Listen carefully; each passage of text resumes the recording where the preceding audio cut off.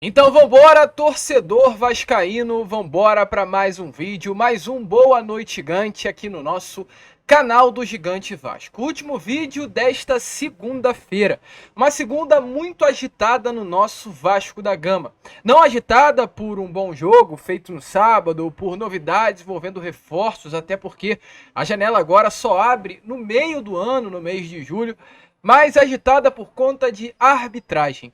O Vasco, sem dúvida nenhuma, meu amigo torcedor, nestes últimos anos e durante toda a sua história, inclusive, é um dos clubes, se não o mais prejudicado do futebol brasileiro. Inclusive, neste Campeonato Brasileiro, as 3 primeiras partidas do Vasco da Gama no Brasileirão foram marcadas por erros de arbitragem. Primeiro jogo contra o Grêmio, um pênalti não marcado em Galdamés. O segundo jogo contra o Bragantino, pênalti não marcado em Cleiton no final do jogo. E o terceiro jogo, agora, deste último sábado, um pênalti não marcado a favor do Vasco, num chute de Pablo Verrete e a bola batendo na mão do zagueiro Manuel do Fluminense dentro da área. E é claro, coisas como essa, erros de arbitragem, chateiam o torcedor vascaíno. Ou até melhor dizendo, né? O vascaíno ficava chateado. Porque hoje o vascaíno está cansado. Hoje o vascaíno não aguenta mais o que acontece com relação ao Vasco, com relação à arbitragem. Porque tudo tem um limite, meu amigo torcedor. E a arbitragem, se tratando de Vasco, já estourou esse limite, ó, há muito tempo. E a gente, é claro, aqui vai falar sobre isso. A gente vai trazer algumas informações importantes do que rolou nesta tarde de segunda-feira, exatamente sobre a arbitragem. Pois John Textor, o atual CEO do Botafogo, deu um depoimento na CPI que hoje acontece no Senado sobre manipulação de resultados do futebol brasileiro, principalmente com relação à atitude da arbitragem. E nessa CPI, um jogo que ocorreu no ano passado pelo segundo turno entre Vasco da Gama e Palmeiras foi citado pelo CEO alvinegro, deixando muito bem claro mesmo que aquela partida, o gol anulado de Paulinho naquele jogo, ligou o alerta do mesmo com relação às manipulações que ocorrem no nosso futebol. E o Vasco, pelo que tudo indica, é um dos principais clubes que estão envolvidos e principalmente, né, prejudicados nessa manipulação de resultados. A gente, é claro, vai falar sobre isso, falar também sobre tudo que rolou nesta tarde de hoje lá no nosso CT Moacir Barbosa, um dia de treino, onde vimos, enfim, a presença de Dimitri Payet com o grupo principal e muitas outras informações que, é claro, iremos trazer aqui a vocês neste Boa Noite Gigante. Porém, antes de começar aqui esse vídeo, torcedor, antes de deixar todos vocês muito bem informados sobre o nosso Cruz Maltino, como sempre faço aqui no canal, quero dar as boas-vindas a todos vocês que estão aí do outro lado. E é claro, Vascão, você que está aqui e ainda não é um inscrito do nosso canal, vem agora aqui embaixo, onde tem essa palavrinha inscreva-se, aperte nela e já faça parte aí da nossa família. Caso não saiba, estamos aqui todos os dias, 3 vezes ao dia. Temos o Acorda Vascão sempre pela parte da manhã, temos também o Fala Gigante sempre pela parte da tarde e o Boa Noite Gigante, que é esse vídeo que vocês estão assistindo agora, sempre pela parte da noite. Então se inscreva aí no nosso canal, ajude o nosso crescimento, né? Curta o nosso vídeo. Além disso também, deixa aí, ó, aqui embaixo o seu comentário sobre o que você acha desses fatores que acabam influenciando muito nos jogos do Vasco da Gama com relação a erros de arbitragem e também compartilhem esse vídeo para que todos seus amigos possam ter acesso ao nosso canal. Show de bola, Vascão? Vambora então, sem muita enrolação, falar logo de Vasco da Gama. A começar aqui primeiramente este Boa Noite Gigante, falando com vocês sobre algo legal, importante e que evidencia mais do que nunca a força da nossa torcida. Pois foi-se divulgada hoje a venda de ingressos, foi-se divulgada não, né? Foi aberta a venda de ingressos para Vasco e Criciúma, jogo que estará acontecendo em São Januário, neste próximo sábado às 4 horas da tarde. Um jogo em que, sinceramente, não haveria motivo para o torcedor vascaíno estar presente na partida. O Vasco vem de 2 derrotas, o Vasco foi derrotado para Grêmio e também, aliás, para Bragantino e para Fluminense. Um Vasco que dentro das 4 linhas consegue ser superior aos adversários, porém não consegue desempenhar a ponto de conquistar a vitória. E sábado, um Vasco que chega muito com uma desconfiança, né, melhor dizendo, muito grande ao seu torcedor. O que motiva o vascaíno a ir sábado assistir um Vasco Criciúma em São Januário às 4 horas da tarde? Não há motivação. Porque o Vasco hoje não dá certeza de uma vitória. Você tem certeza que no sábado o Vasco vai vencer o Criciúma em São Januário? Não, é claro que não. Mas mesmo diante disso, a nossa torcida é muito diferente. E o torcedor vascaíno simplesmente, nessa tarde de hoje, em poucas horas da venda de ingressos, já emitiu mais de 10 mil ingressos. Ou seja, mais de 10 mil ingressos já foram emitidos para esse jogo que estará acontecendo no próximo sábado em São Januário, às 4 horas da tarde. Um jogo importante, uma partida fundamental para o nosso Vasco da Gama dentro das 4 linhas. Uma vitória muda e muito o aspecto, muda e muito o momento do nosso Cruz Maltino. Inclusive, para esse próximo sábado, o Vasco já iniciou as suas preparações. Após o dia de folga que teve o elenco na tarde de ontem, domingo, o Vasco hoje voltou com todo o seu grupo para o CT Moacir Barbosa, visando esse jogo desse próximo sábado contra a equipe do Criciúma no nosso Caldeirão de São Januário. E nas imagens divulgadas pela Vasco TV do treino que ocorreu hoje em 2 períodos, um período dentro da academia e o outro período nos gramados, a gente pôde ver a presença do camisa 10 francês Dimitri Payet novamente treinando junto ao grupo. O francês que acabou sofrendo, uma entorse aí no ligamento colateral medial do joelho, já voltou normalmente às atividades e treina junto ao elenco Cruz Maltino. A expectativa é alta, é grande, de que Dimitri Payet possa estar novamente junto ao grupo no jogo desse próximo sábado contra o Criciúma no nosso Caldeirão. Payet que inclusive foi um assunto muito tratado, na entrevista coletiva de Ramon Dias após a derrota para o Fluminense. 3 perguntas das 10 feitas foram direcionadas ao camisa 10 francês. Uma pergunta foi sobre o quanto o Vasco da Gama, mudaria o seu sistema de jogo sem a presença do camisa 10. Outra pergunta foi o quanto o lateral esquerdo Lucas Piton caiu de rendimento sem a presença do camisa 10. E é claro, outra pergunta foi quando o camisa 10 estaria retornando aos gramados. Todas as perguntas foram muito bem respondidas pelo Ramon. E diante, de todas as respostas, o resumo que Ramon Dias deu aos jornalistas presentes na sala foi de que quando o Dimitri Payet estiver 100%, ele retornará aos gramados. E pelo que tudo indica, Payet terá essa semana aí livre, cheia, para conseguir recuperar-se fisicamente e estar à disposição do técnico Ramon Dias nesse próximo sábado, dentro de São Januário. Um jogo importante contra um adversário importante, com a presença importante do camisa 10 francês do Vasco da Gama. E é claro, além disso também, uma tarde de segunda-feira muito movimentada com relação a principalmente a arbitragem. É chato, é cansativo, é angustiante, inclusive. A gente sempre tem que voltar aqui para falar sobre arbitragem. Mas é impossível, É impossível o torcedor vascaíno não falar sobre os erros que a arbitragem comete contra o Vasco. E a pergunta que fica é, por que contra o Vasco da Gama? São vários clubes no futebol brasileiro, são vários clubes na Série A, 20 inclusive, mas por que sempre que o Vasco é a equipe mais prejudicada? Por quê? Porque é sempre com o Vasco da Gama que o pênalti não é marcado quando é penalidade. Porque é sempre quando o Vasco da Gama que o impedimento, que não houve impedimento, é assinalado no momento de gol do Vasco. Porque sempre contra o Vasco. Já foi título perdido, já foi rebaixamento acontecendo. E as coisas ficam ainda mais, nítidas, que há realmente algo para prejudicar o Vasco da Gama.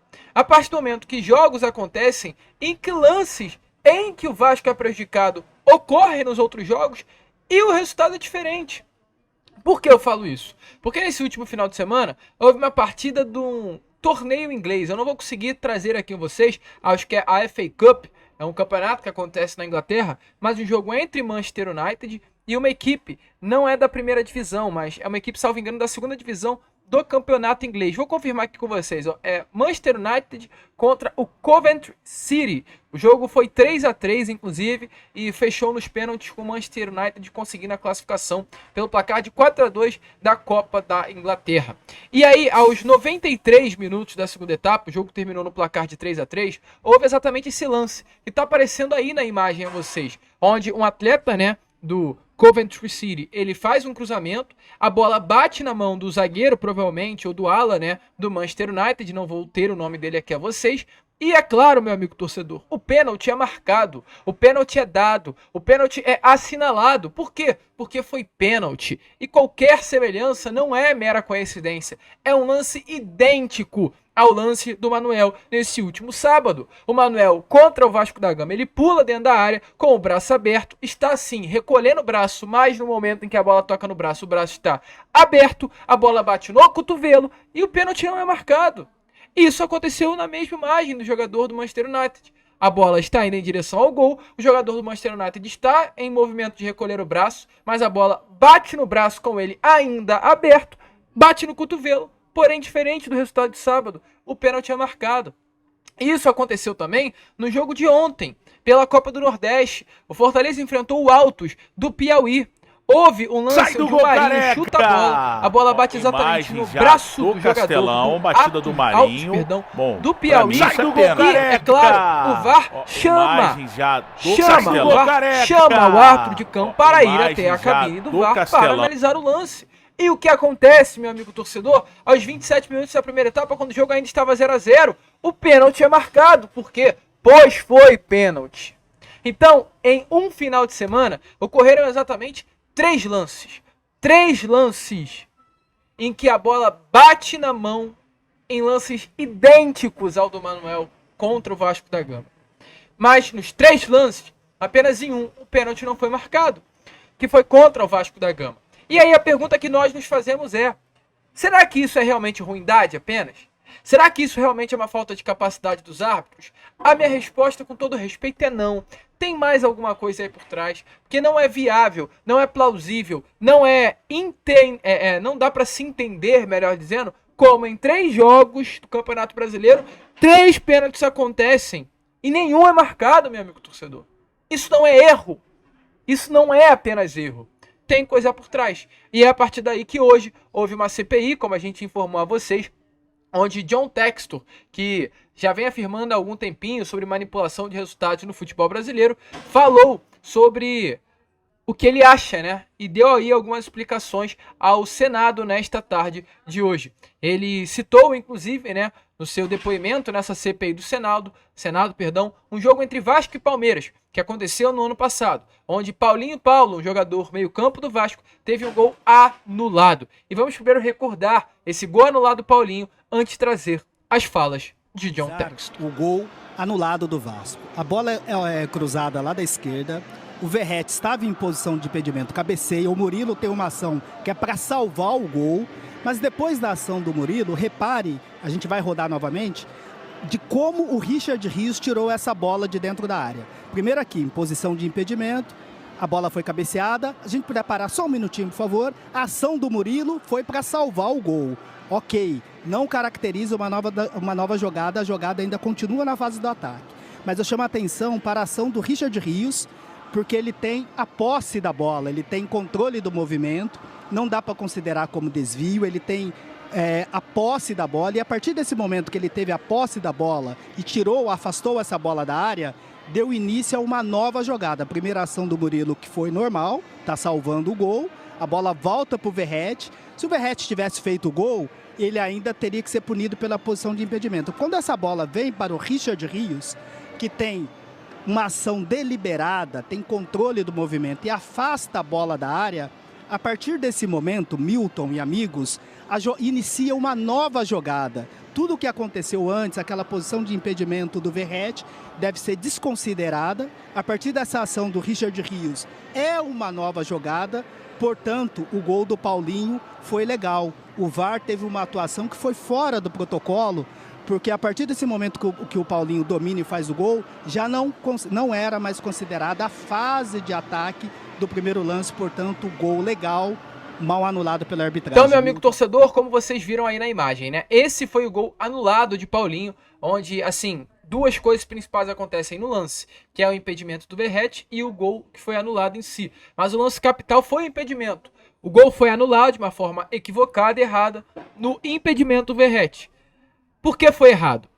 Porque a partir do momento que o Richard Rios, como o próprio PC de Oliveira ele explicou aí na imagem passada, ele tira a bola de dentro da área, um novo lance se configura. Então tudo que ocorreu antes do chute de Richard Rios se excluiu da jogada. Então o gol foi legal. O gol do Paulinho Paulo foi legal. Mas mesmo diante disso, ao meu ver, se não tivesse uma nova origem à jogada, quando o Richard Rios toca na bola, o Verratti não está impedido, na minha opinião. A linha foi muito mal traçada ali naquele momento. Eu não vejo o Verratti com o corpo à frente. Tá aparecendo inclusive aí na imagem a vocês um print exatamente do momento onde o Lucas Piton cruza e o Verratti disputa a bola com Gustavo Gomes. Você acha que tá impedido? Para mim não tá. Para mim não está impedido. E impedimento foi marcado. Então, O VAR, ao meu ver, errou ao marcar o impedimento e errou ao anular o gol pelo impedimento, que a jogada se iniciou uma nova a partir do momento que Richard Rios toca na bola. E exatamente a partir desse lance que John Textor falou na CPI do Senado nessa tarde de hoje. Então, dê aí uma olhada nas falas de John Textor, né, sobre o que ele achou com relação a tudo que vem acontecendo no futebol brasileiro e o fato do Vasco da Gama ser uma equipe tão prejudicada. Naquela situação particular, revela que a parte inferior do jogador do Palmeiras estava à frente do jogador do Vasco, e se essa pessoa estava à frente do jogador e se traçar essa linha ali pela grama, na linha do jogador, percebemos que isso seria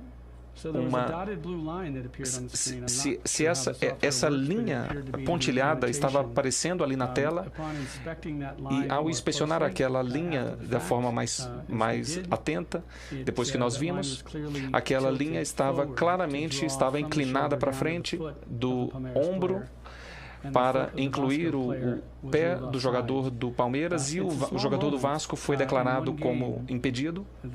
Foi um momento em particular que me deixou muito perturbado, porque pareceu para mim que o tipo de erro que o árbitro de VAR não pode cometer. Eu não acredito. E eu fui atacado pela Associação dos Árbitros.